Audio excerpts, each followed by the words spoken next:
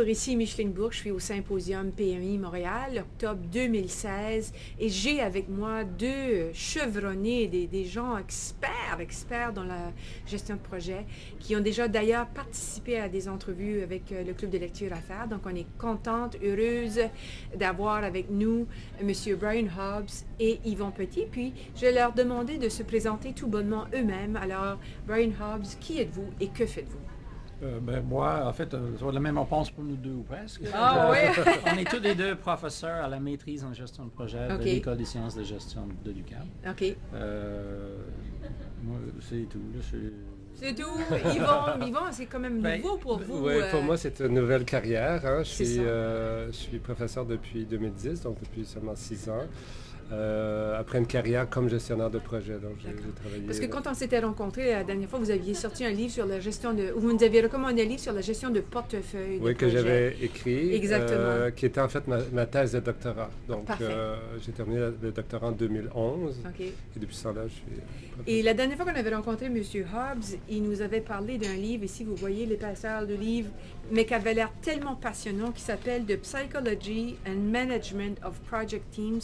Je tenais à le tenir parce que je trouvais que c'était un sujet très pertinent. Peut-être qu'on peut faire un petit clin d'œil, M. Hobbs, là-dessus. Brian, ça a marché le livre? Oui, ça a marché bien, c'est ça. C'est pas un livre pour les praticiens, vraiment. C'est surtout destiné à ceux qui enseignent la gestion d'équipe de projet. On a fait deux constatations. On a fait la constatation que ceux qui font la recherche ou écrivent les articles d'études, qui l'enseignent, ils ne lisent pas la littérature en psychologie sociale sur les équipes. Okay. Et donc, un des buts de cet ouvrage-là, c'est de rendre accessible aux gens de gestion de projet l'ensemble des connaissances des dernières années. Et c'est un ouvrage collectif. Donc, moi, les deux autres co-éditeurs sont des petits. Ils ont identifié les meilleurs chercheurs au monde dans 14 différents aspects des équipes de projet. On les a invités à écrire des chapitres, puis ils ont tous sauf un ont répondu. Donc là, on a les meilleurs chercheurs au monde sur motivation, composition d'équipe, etc. En tout cas, et voilà. Ça a l'air d'un très bon livre, même pour quelqu'un qui n'est pas forcément dans la gestion de projet, de comprendre justement l'aspect humain et dans la gestion de projet. On va faire un petit peu la même chose aujourd'hui, c'est-à-dire qu'on va annoncer le livre, puis peut-être qu'à l'année prochaine, on va avoir la copie, parce qu'on va parler d'un livre qui s'appelle Agile Approaches on Large Projects in Large Organizations. C'est un livre qui va être co-écrit, c'est le bon mot, coédité peut-être. C'est bon. En tout cas, on l'écrit les deux. Alors, racontez-nous, je commence avec M. Hobbs. Topo sur le livre, c'est quoi Agile Approaches on Large Projects in Large Organizations? OK. D'abord, ça, c'est un projet de recherche. OK. Tout comme, c'est assez, dans certains égards, semblable le livre sur la gestion de portefeuille. OK. On a eu une subvention de PMI international pour faire la recherche. Oui. Puis, une des conditions quand tu as une subvention, tu dois écrire un livre qui raconte tous les résultats de cette recherche. Donc, c'est une recherche financée par PMI qui porte sur l'utilisation des méthodes agiles, qui sont aujourd'hui les méthodes dominantes en développement logiciel. OK. Sauf que c'est utilisé en vaste majorité sur des petits projets avec une équipe. OK. Et sur les organisations qui font des gros projets avec une dizaine d'équipes, c'est le silence radio. Okay. Donc, le but de cette recherche, c'est de remplir cette vide-là. Okay. Parce qu'on savait que depuis au moins 5 ans, les grosses organisations utilisent des méthodes agiles dans leurs gros projets, mais personne ne sait ce qu'ils font. Okay. Donc, c'est ça le but du livre. Êtes-vous d'accord avec lui, Yvon? Oui, je suis assez d'accord. C'est-à-dire c'est ça qui a je dirais, motivé la production du livre, parce qu'on savait qu'effectivement, à peu près tout le monde qui fait du développement logiciel aujourd'hui le fait avec des méthodes agiles. On sait que ça fonctionne très bien. Une équipe avec une dizaine de personnes qui doit développer un site web, par exemple, c'est la méthode appropriée. Et on sait aussi qu'il y a plusieurs grandes entreprises qui veulent faire à peu près la même chose, mais pour des grandes entreprises. Mais là, on rencontre toutes sortes de défis complexes de communication, de gestion des interrelations entre les équipes. Et c'est ce qui nous intéressait. C'était la portion organisationnelle. Donc, juste pour mettre quelque chose au clair, est-ce que la plupart des gens qui travaillent dans la gestion de projet comprennent et connaissent qu'est-ce qu'est l'agilité. C'est comme c'est rendu là aujourd'hui là.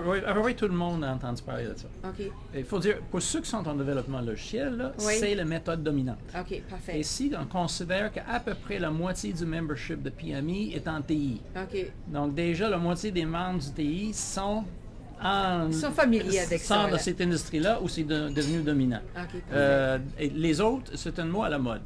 En management, depuis le début de l'histoire, on a des mots à la mode. Le mot à la mode de ce temps-ci, c'est agile, c'est ça. Donc, c'est pas juste pour faire du sport pour les chiens. Là. Non. Et je dirais, dans les dernières années, je dirais l'intérêt va grandissant sur les méthodes agiles, la gestion de projet. J'étais récemment à un congrès à San Diego, le congrès nord-américain du PMI à San Diego. Donc, c'est un peu l'équivalent du symposium PMI Montréal, mais pour l'ensemble de l'Amérique du Nord. Et je pourrais vous dire qu'il y avait régulièrement, il y avait au moins une dizaine de présentations sur les méthodologies agiles. Et il commence à y avoir un intérêt sur ce... Je pense que la sortie du livre va susciter beaucoup d'intérêt parce qu'il commençait à avoir quelques présentations. On voit qu'il y a un intérêt. Donc là, même, je dirais, ça va parce que je parlais à un de nos collègues qui était à la même conférence, puis a constaté qu'il y a des salles où on avait agile dans le titre étaient pleines, tout à fait. Plus que des autres. Okay, bon, et moi, j'ai été sur un webinaire de PMI International sur leur site web. projectmanagement.com il y a 3 semaines sur l'agilité organisationnelle, puis il y avait des milliers de personnes à travers la planète qui participaient au webinaire. Non, c'est pas juste un début d'intérêt. C'est là, on est rendu là. Donc, votre livre va tomber à point. Va tomber à point ici, notamment au Québec. Votre livre va parler de grands projets avec des grandes organisations. Comment est-ce que vous avez entamé votre recherche? Comment est-ce que avez-vous travaillé avec des grandes organisations? Avez-vous des cas types avec lesquels vous pouvez... je peux écrire en fait comment on l'a fait. Bon, la première chose qu'on a fait, c'est comme toute recherche, faire une recherche de littérature, voir un peu ce qui avait été fait. Et on a commencé par des études de cas. Donc, on est allé voir des grandes organisations qui, on savait, géraient de grands projets. Donc, on est allé étudier des cas dans différents domaines. En fait, on a vu trois grands types d'organisations. On est allé voir, en passant des entrevues, en analysant les projets. Et ce qu'on essayait de faire, c'est de trouver des projets où il y avait un grand nombre d'équipes à gérer. On visait des organisations de plus de 2000 employés, donc grande organisation. Et on a un dans le gouvernemental, dans le domaine financier et développement de logiciels. Donc ça, c'était nos 3 grands domaines. Dans lequel... corrige mon collègue. En fait, on avait 2 organisations dans chaque type. Donc 6 organisations. On les nomme pas. Question d'éthique. Question d'éthique, c'est bon. Mais on peut imaginer, au point de vue gouvernemental, un ministère, le domaine financier, une grande banque, mais on nomme pas les banques. Donc, c'était notre première étape. Et c'était relativement ouvert, donc on allait rencontrer des gens qui travaillaient dans ces projets-là pour voir comment ça se passait, c'est quels défis ils rencontraient, qu'est-ce qu'ils mettaient en place pour pallier ces défis-là et tout ça. Et suite à ça, on a fait un sondage auprès de praticiens, donc un sondage qui était ouvert sur le web, où on a récolté un certain nombre de répondants. C'est un questionnaire qui était assez long. Donc le livre couvre à la fois les 6 cas qu'on a ensuite validés dans d'autres entreprises, mais aussi les résultats du sondage. Donc, il y a 2 portions. Excellent. Est-ce que dans le livre, vous faites état justement de certains constats qui confirment que l'approche est gagnante, ou est-ce que vous en faites une critique également, ou Brian? Oui. Je veux dire, oui, c'est clair. Il y a des aspects que... Bon, on a évalué tous les aspects du projet. Et aussi, on s'est intéressé particulièrement à l'impact d'implanter l'agile dans l'organisation. Parce que ceux qui parlent d'agile parlent de l'équipe comme si l'organisation n'existait pas. OK, je comprends. Mais quand tu es dans une grande organisation et tu as plusieurs équipes, là, l'interface avec le service client, l'interface avec les finances, les interfaces avec l'assurance qualité, l'interface avec TI, parce que c'est toutes des organisations qui ont des gros départements TI, mais c'est le cas de tous les 6 organisations, non, 5 des 6 organisations qu'on a regardées, mais c'est le cas de à peu près 90% des firmes qui ont répondu au sondage. Ça veut dire qu'ils sont à l'étape projet pilote. Je comprends. Donc, il y a beaucoup d'organisations qui en font, mais il y en a très peu où c'est une pratique bien établie. On est vraiment au projet pilote dans beaucoup de cas.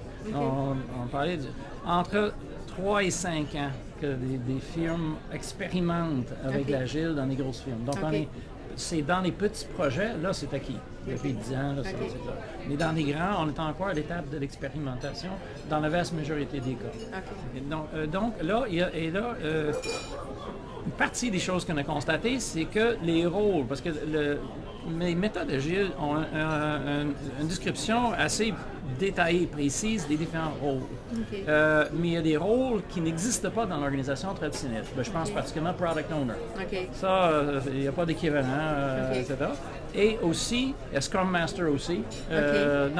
Donc, c'est la description de rôle qu'on a dans les organisations, les grandes organisations, surtout avec des gros services de TI, sont adaptés aux méthodes traditionnelles. Donc, il y avait toute cette redéfinition des rôles. Il faut qu'ils découvrent le nouveau rôle, ils le prennent à l'utiliser, etc. Donc, je dirais, en termes de l'impact organisationnel, c'est surtout à ce niveau-là qu'on a vu la différence entre... Quand on a une équipe, c'est simple. Oui. Quand on a 7-8, ça devient plus compliqué. Et aussi, parce qu'on est dans un environnement où les méthodes traditionnelles sont très connues, sont très bien implantées, puis ont beaucoup de défenseurs.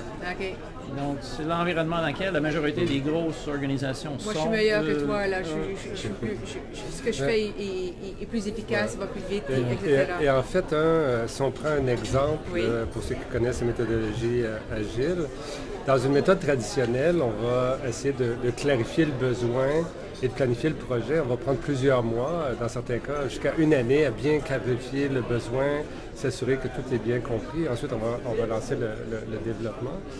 En méthodologie agile, on va plutôt faire ça par itération. On va identifier les exigences les plus prioritaires et on va démarrer et on va demander du feedback, par exemple, au client, voir est-ce que c'est bien ça que vous voulez. Et ensuite, on va planifier une prochaine itération.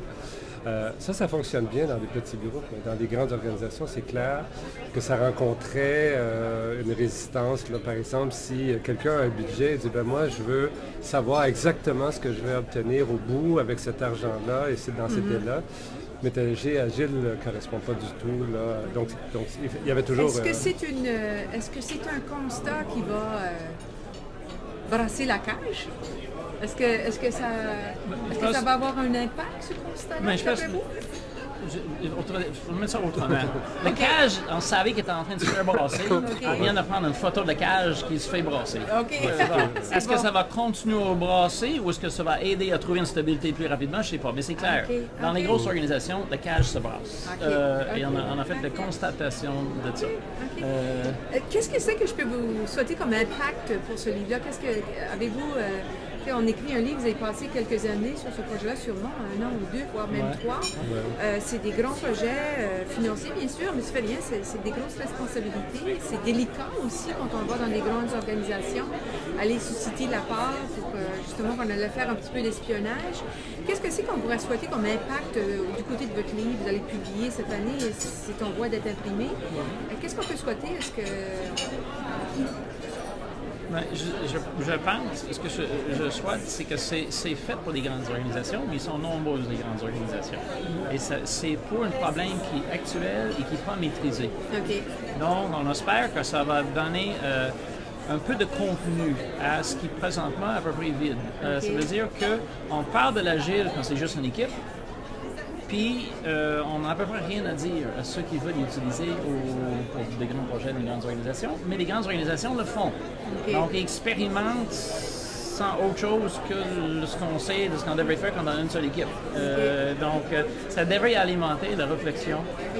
Ça devrait alimenter la réflexion à un niveau international, parce que j'imagine ce que vous avez constaté ici, ça va s'appliquer quand même assez librement. Le sondage a été distribué par PMI et donc les réponses viennent de partout. Dans la planète. Aux États-Unis, en Asie. C'est universel. Mais il y a quand même des pistes aussi, comme des choses qui sont critiques. C'est clair qu'un des aspects les plus critiques, ce qu'Yvan vient de dire, les questions d'approbation de projet. Parce que dans une logique de gestion de portefeuille de projet, on veut avoir l'investissement, c'est quoi les bénéfices, qu'est-ce que vous allez livrer, mais en agile, c'est défini de façon très sommaire. Mais un des principes de l'agile dans le manifeste, c'est que l'architecture est supposée émerger comme miracle dans les grands projets, les grandes firmes. C'est une leurre. Ça se fait pas comme ça. Tu peux pas lancer 10 équipes à développer du code sans avoir une architecture. Donc, il y a quelque chose, c'est clair, c'est beaucoup plus sommaire. C'est une architecture de vision qu'on appelle, mais il y en a quand même une Sprint Zero qui appelle, où il y a différents noms pour ça, pour le début, avant de commencer à écrire du code. Mais on rentre dans l'écriture du code beaucoup plus rapidement. Il y a aussi un autre aspect, c'est cette relation entre l'organisation qui va recevoir le produit et ceux qui développent. Le rôle dans l'Agile, c'est ce qu'on appelle le product owner. C'est quelqu'un qui vient du service, qui va utiliser le produit, qui connaît le besoin de faire, et c'est lui ou elle qui prend à toutes les itérations, ça veut dire à toutes les 3 à 4 semaines, il choisit des priorités pour la prochaine itération. Donc, cette personne-là, on a besoin d'une personne qui connaît le business, a l'autorité pour prendre des décisions, puis disponible. Ça, c'est une combinaison pas évidente à trouver. Quand tu as ça, tu as des chances de t'embarquer. Quand tu n'as pas ça, là, tu t'en vas à la dérive. Excellent. Je vais juste peut-être continuer. Oui, puis on va conclure parce que là, il commence à avoir beaucoup de remous, mais... je vais juste peut-être ajouter sur l'impact attendu, c'est que à toutes les fois, on a parlé de cette recherche-là. On a déjà présenté PMI l'an dernier dans des conférences. Je dirais qu'il y a un intérêt très important d'organisations qui sont en train de le faire. Donc, la majorité des organisations ont cette préoccupation-là, ce problème-là. Et je pense que l'impact, ça va être de contribuer, c'est-à-dire pour une organisation qui est en train de le faire, de voir les autres, quel genre de problème, quel genre de solution ils ont. Et peut-être se rendre compte aussi qu'on a tous le même problème et il y a des solutions qui existent. Là. Exact. Écoutez, on vous souhaite un... Je pense que j'allais dire, d'où l'intérêt de cette entrevue et des clubs de lecture. Répondre la bonne nouvelle. Oui, on va répondre à la bonne nouvelle. Merci de votre temps. On vous souhaite bon succès, bonne continuité, parce que je suis certaine qu'il va y avoir d'autres livres, d'autres projets d'écriture. Et grand succès, que ce soit encore un livre qui va rayonner à l'international et faire valoir l'expérience québécoise au niveau de la gestion de projet et la compréhension de cette nouvelle méthode, ce qui est l'agilité. Donc, merci beaucoup. Merci, Michel.